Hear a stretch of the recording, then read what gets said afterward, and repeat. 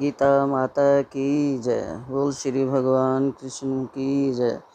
अर्जुन महारथी की जय। श्री कृष्ण भगवान सारथी की जय। अर्जुन और श्री कृष्ण संवाद की जय। गीता मैया की जय।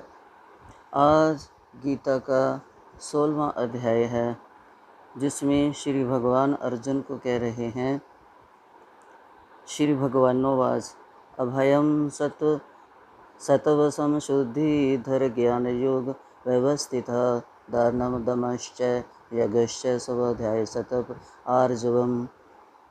कि हे अर्जुन, भय का सर्वथा अभाव, अंतकरण की पूर्ण निर्मलता, तत्व ज्ञान के लिए ध्यान योग में निरंतर दृढ़ स्थिति और सात्विक दान, इंद्रियों का दमन, भगवान देवता और गुरुजनों की पूजा तथा अग्निहोत्र आदि उत्तम कर्मों का आचरण एवं वेद शास्त्रों का पठन पाठन तथा भगवान के नाम और गुणों का कीर्तन, सब धर्म पालन के लिए कष्ट सहन और शरीर तथा इंद्रियों के सहित अंतकरण की सरलता, ये जरूरी है।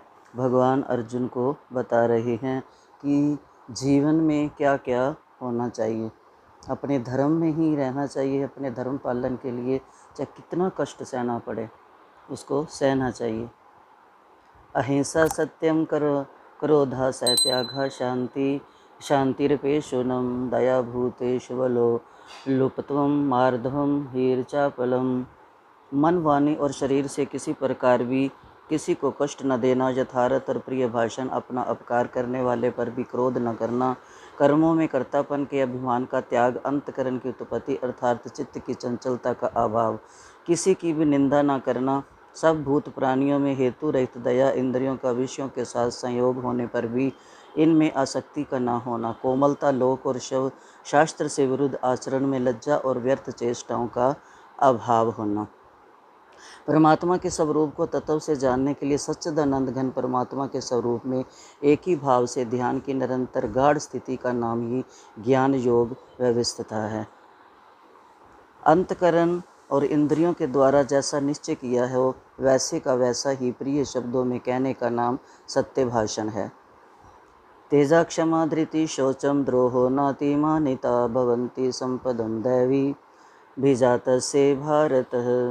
तेज, क्षमा, धैर्य, बाहर की शुद्धि एवं किसी में भी शत्रु भाव का न होना और अपने में पूज्यता के अभिमान का अभाव, ये सब तो हे अर्जुन दैवी संपदा को लेकर उत्पन्न हुए पुरुष के लक्षण हैं।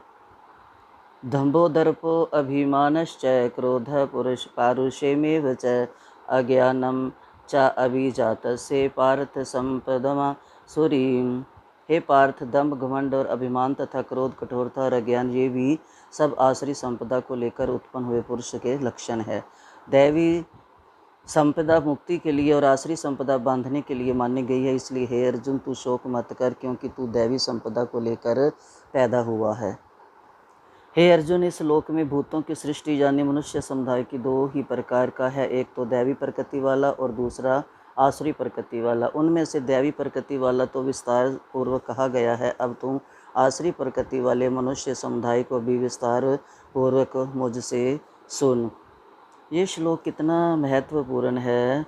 ये जो 5वां है कि दैवी संपदि मिमो अक्षाये निबंधाया सुरीमता माँ शुचा संपदम दैवीम बीजातो असी पांडवा। कि देवी संपदा मुक्ति के लिए और आसुरी संपदा बांधने के लिए मानी गई है।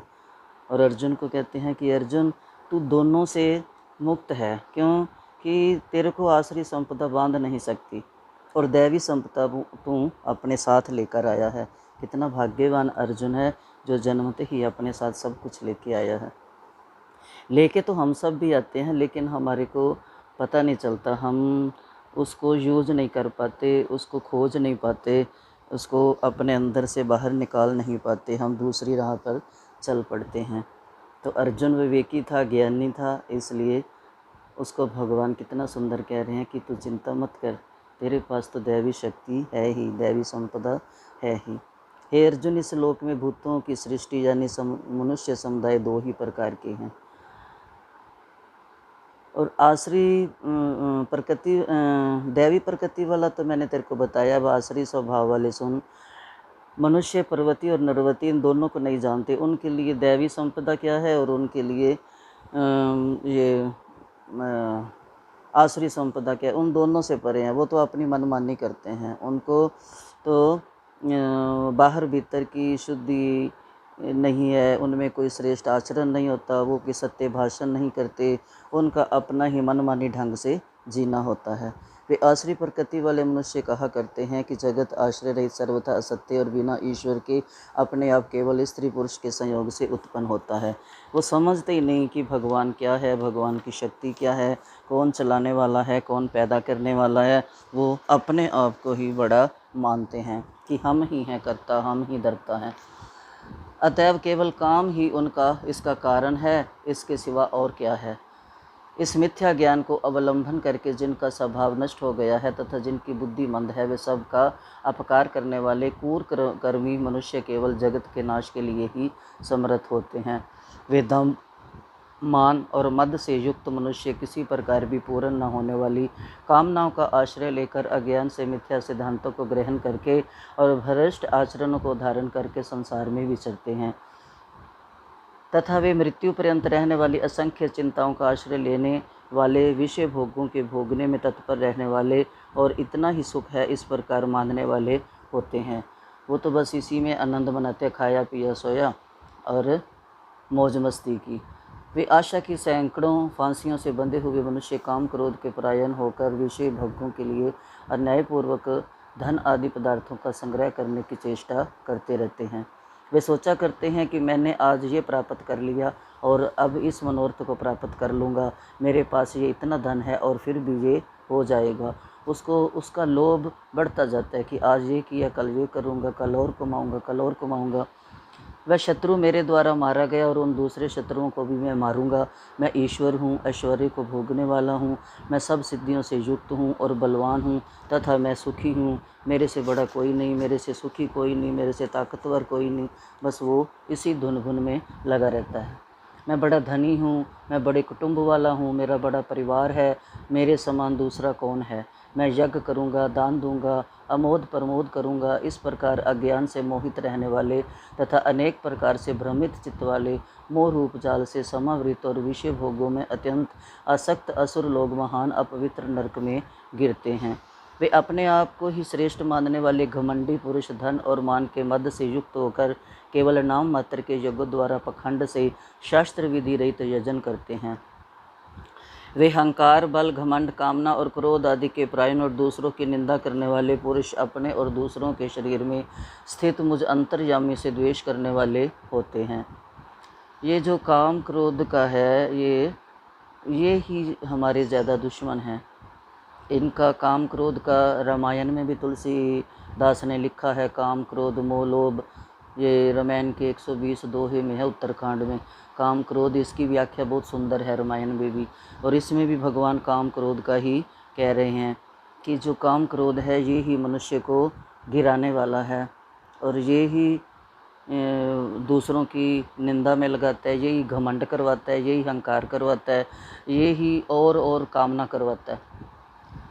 उन द्वेष करने वाले पापाचारी और कुकर्मी नराधमों में मैं संसार में बार बार आश्री योनियों में ही डालता हूँ। और ऐसे लोग जो हैं वो बार बार जन्मते मरते हैं।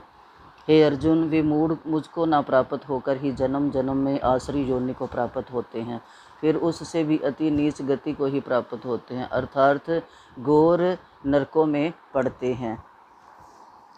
काम क्रोध तथा लोभ, ये तीनों प्रकार के नरक के द्वार आत्मा का नाश करने वाले अर्थात उसको अधोगति में ले जाने वाले हैं। अतएव इन तीनों का त्याग देना चाहिए। यहाँ भी भगवान ने यही कहा कि काम क्रोध तथा लोभ, इन तीनों को त्यागना चाहिए। ये ही तीनों नरक के द्वार हैं।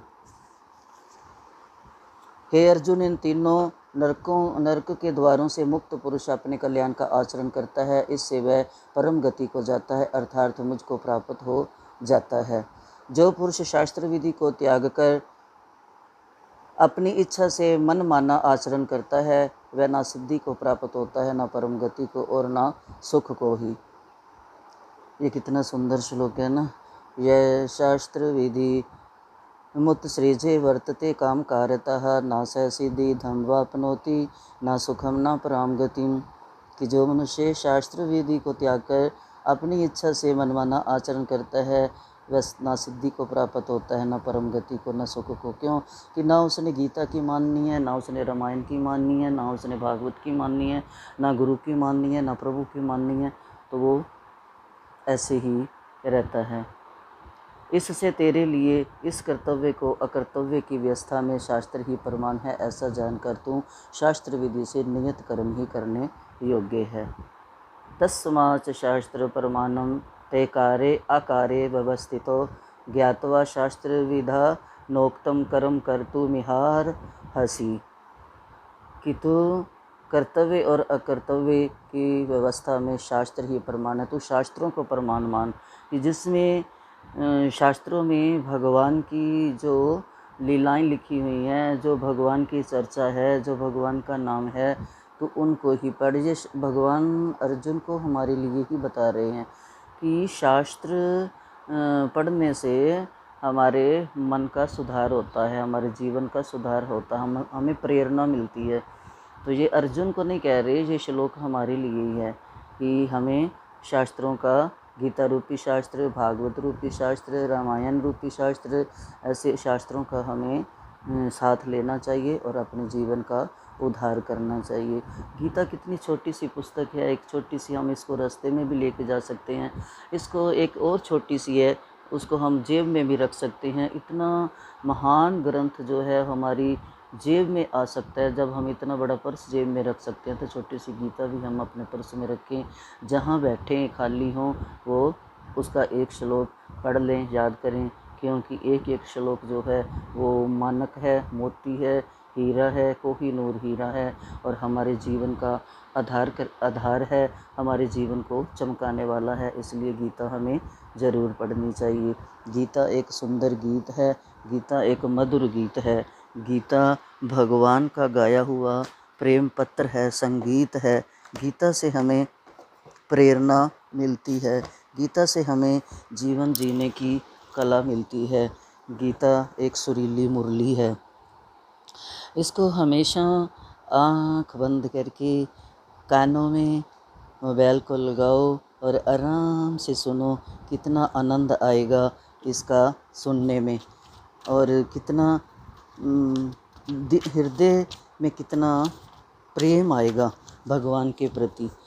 क्योंकि गीता में ऐसा, ये गीत ही ऐसा, संगीत ही ऐसा, जो इसके शब्द हैं ये कानों में गूंजते हैं और मन में हलचल मचाते हैं, प्रभु की तरफ लेके जाते हैं, प्रभु में प्रेम बढ़ाते हैं। क्योंकि ये प्रभु का प्रेम पत्र है, प्रेम गीत है, प्रभु की माधुर्य लीला है, माधुर्य गीत है, संगीत है, इसलिए इसे ज़रूर पढ़ना चाहिए। तो ये सुनकर ही नारायण से फिर माँ लक्ष्मी बोलती है कि आप गीता का इतना महात्म बताते हो, इतना बोलते हो कि गीता इतनी महान है कि इसको सुनकर कोई कृतार्थ हुआ है, किसी जीव का उद्धार हुआ है। तो फिर श्री नारायण जी विष्णु भगवान माँ लक्ष्मी से बोलते हैं कि सौराष्ट्र देश के राजा का नाम खड़बाहू था। वह बड़ा धर्मात्मा था, उसके हाथियों में एक मस्त हाथी था, उसकी धूम मच रही थी। वह महावतों को पास न आने देता था, जो महावत उस पर चढ़ता वह उसे मार देता था। राजा ने उसको पकड़ने वाले आदमी को इनाम देने के लिए आज्ञा दी थी। हे लक्ष्मी, उस हाथी को किसी ने नहीं पकड़ा। एक दिन हाथी नगर में उपद्रव कर रहा था, सामने से एक साधु चला आया। लोगों ने उस साधु से कहा, हे संत जी, ये हाथी आपको मार डालेगा। साधु ने नेत्र पसार कर देखा तो हाथी ने सूंड से साधु की चरण वंदना की तथा खड़ा रहा। तब साधु ने कहा, हे गजेंद्र, मैं तुझे जानता हूँ, तो पिछले जन्म में पापी था, मैं तेरा उद्धार करूँगा, चिंता मत कर। हाथी बराबर चरण छूता, माथा नवाता था। लोगों ने देखकर राजा को खबर दी। राजा ने आकर देखा तो हाथी साधु के सामने खड़ा है। उस संत ने गीता का पाठ करके कमंडल में से जल लेकर मुख से कहा, मैंने गीता के 16वें अध्याय का पाठ इस हाथी को दिया। इतना कह जल छिड़कने से हाथी की देह छूटी और उसने देवदेही पाई और विमान पर चढ़कर बैकुंठ को गया। राजा ने संत को दंडवत प्रणाम की तथा कहा, संत जी, आपने कौन सा मंत्र कहा जिससे इस नीच दुखदायक को सदगति प्राप्त हुई है? संत ने कहा, मैंने गीता के 16वें अध्याय का पाठ का फल इसे दिया है। मैं नित्य ही पाठ करता हूँ। राजा ने पूछा, पिछले जन्म में मैं हाथी कौन था? और साधु ने कहा, हे राजन, ये पिछले जन्म में एक अतीत बालक था। गुरु विद्या पढ़ाई, पंडित हुआ, वह अतीत तीर्थ यात्रा को गया। पीछे उसकी प्रभुता बहुत बढ़ गई। अच्छे अच्छे सत्संगी उसके दर्शन को आने लगे। 12 वर्ष पीछे गुरुजी आए। अतीत बड़े समाज में बैठा था। मन में सोचा, अब इनके आदर को उठता हूँ तो मेरी प्रभुता घटेगी। ये सोचकर नेत्र मूंद कर चुप हो रहा। गुरुजी ने देखा, मुझे देखकर उसने नेत्र बंद किए हैं। ऐसा देखकर श्राप दिया कि हे मंदमती, तू अंधा है। मुझे देखकर सिर भी नहीं नवाया और ना उठकर दंडवत की है। तूने अपनी प्रभुता का अभिमान किया है, सो हाथी की योनि हो जा। ये सुनकर वह बोला कि हे संत जी, आपका वचन सत्य होगा। गुरु को दया आई और कहा, जो गीता के 16वें अध्याय के पाठ का फल संकल्प कर तुझे देगा, उससे तेरी मुक्ति होगी, तेरा उद्धार होगा। यह सुनकर राजा ने भी पाठ सीखा और 16वें अध्याय का पाठ नित्य करने लगा। समय पाकर राजा भी सद्गति को प्राप्त हुआ। तो कितनी है ये गीता महान कि जिसको राजा लोग जो इतने ऐश्वर्य में होते हैं, उसको भी ये गीता का जो महात्म है उसके अंदर भी समा गया कि मैं भी पढ़ूँगा। तो उसने भी नियम बनाया कि मैं हर रोज़ सुबह गीता का पाठ करूँगा। इससे उसका भी उद्धार हुआ। तो ये है गीता, इतनी सरल और इतनी महान। इसमें कुछ नहीं लगता, बस सुबह उठें, नहाएं और गीता पढ़ें, अपने जीवन का उद्धार करें। बोल श्री कृष्ण भगवान की जय। बोल गीता मैया की जय।